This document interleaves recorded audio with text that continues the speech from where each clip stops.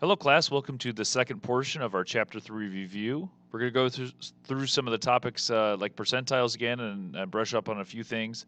So let's go and get started with the first question. Remember to find a z-score, you always take your data point minus the mean divided by the standard deviation. And so in our case, the commercial break was 320 seconds. The mean is 254.2 divided by the standard deviation of 36.4. You get 2.05. Remember to round to the nearest hundredth on all z-score questions. That would be considered unusual because it's more than 2 standard deviations above the mean. For the next question, let's talk a little bit about testing situations. Obviously, for your homework, you can use StatCrunch to find standard deviations and means and things of that nature. When you're looking at tests, especially on Canvas, you're not going to be able to do that as easily. So what will probably happen is I give you some of that information. And so when you're looking at those questions, I'll give you the mean, give you the standard deviation, give you those pieces, and then you'll use that to help find the answer. When you find coefficient of variation, you want to take the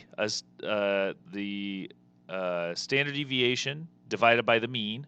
Okay, so the standard deviation in this case for the salary of Indiana, and then divided by the mean times 100 to basically make it a percent, and you get 16.84.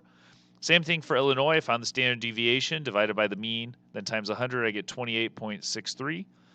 Here's what this is saying. If the two data sets aren't comparable necessarily, we can still see if one varies more by their coefficient of variation. Okay, so no matter what the means and standard deviation are, there's more variation in Illinois because this is a higher number compared to the 16 for Indiana. Now, what's nice in this question is we would have known that anyway because the mean was around 52,000 here. Same thing here, 52,700. They're both pretty close to each other, which means the standard deviation will in itself say which one has more variation. But the coefficient variation, you'll be able to use that to be able to compare two sets of data.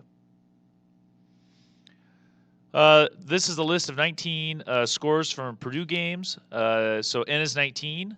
Notice I've already ordered the numbers from least to greatest. Okay, in StatCrunch, you may have to do that with sorting, so data sort. What percentiles corresponds to a score of 35? So here's 35. There's 14 numbers below 35. Okay, so you always want to know how many numbers are below where you are. 14 divided by 19, and then times 100 to make it a percent. I get 73.7, which I round up to 74, and that would represent the 74th percentile. For the number 10, there's 3 numbers below 10. Okay, so here's the number 10, and then 3, 7, 9. And I get 3 divided by 19 times 100, and that'd be 15.8. I just rounded the nearest whole number for the percentile, and so the score of 10 would represent the 16th percentile.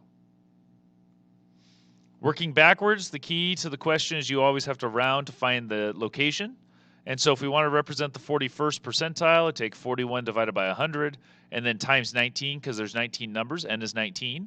I get 7.79. That represents 8, which is the 8th number, not the number 8. And then I find the 8th number in the sequence, and that would be the number 25.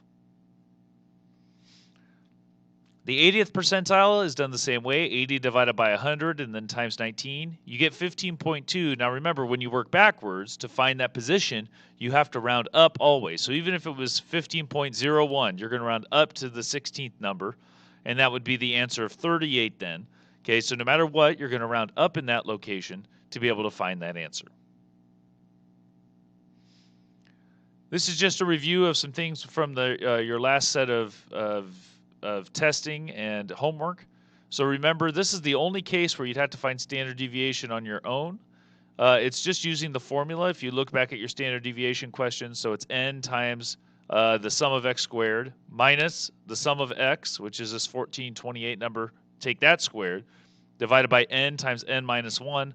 I just showed the setup here for you. You want to make sure you can plug that in and find that answer and round to what you need to. But that's the only time on a testing situation where I ask you to find the standard deviation without just using StatCrunch or me giving it to you. On your homework, you should be able to use StatCrunch on basically everything in order to find those numbers. I'll cut out the middleman a little bit on some testing situations. But overall, you need to make sure that you can interpret means, standard deviations, coefficient of variation. Make sure you know bell-shaped curves versus Chebyshev's formula, or theorem, excuse me. Some things like that, if something's usual, if it's unusual, how to find percentiles, etc. Have a good day, everyone.